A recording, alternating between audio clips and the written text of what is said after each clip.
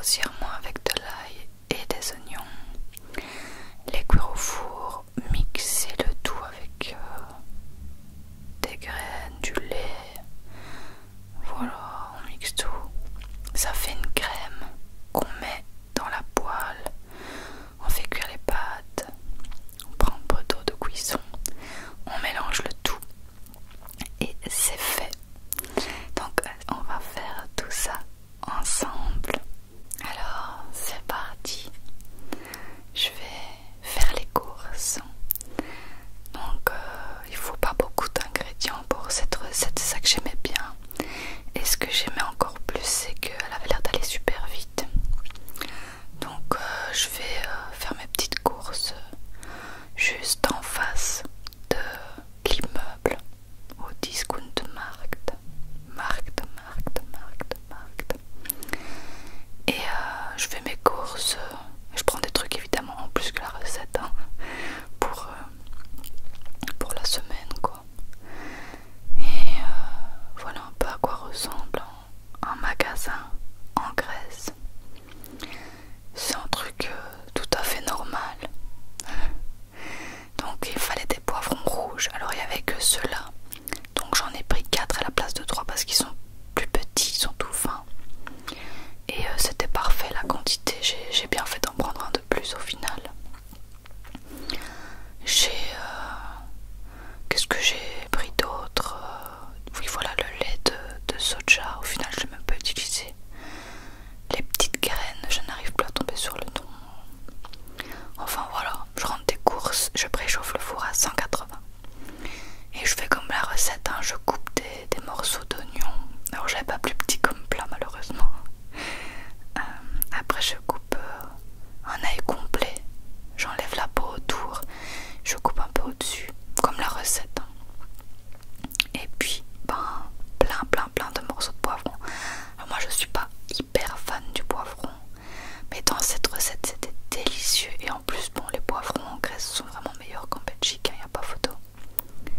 Donc c'était juste parfait. Alors ne faites pas comme moi j'ai oublié de mettre de l'huile d'olive. Je l'ai rajouté par la suite.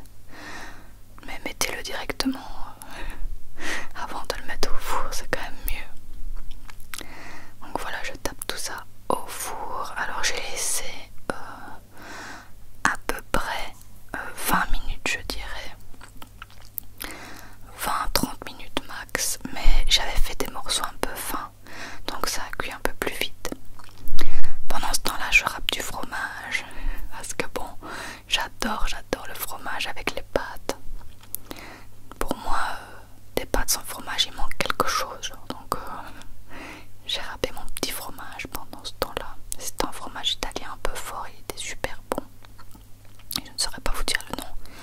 Sébastien qui l'avait acheté au magasin. Un peu au pif. Au hasard.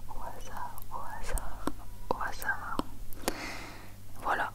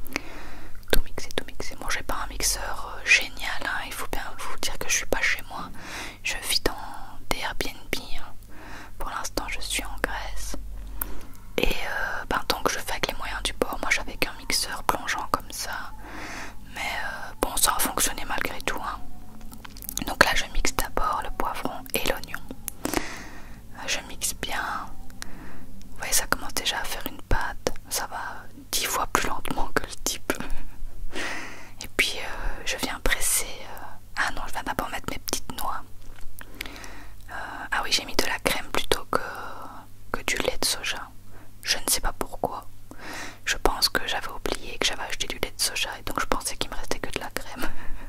Je m'en souviens plus. Et voilà, là je viens presser mon ail du coup.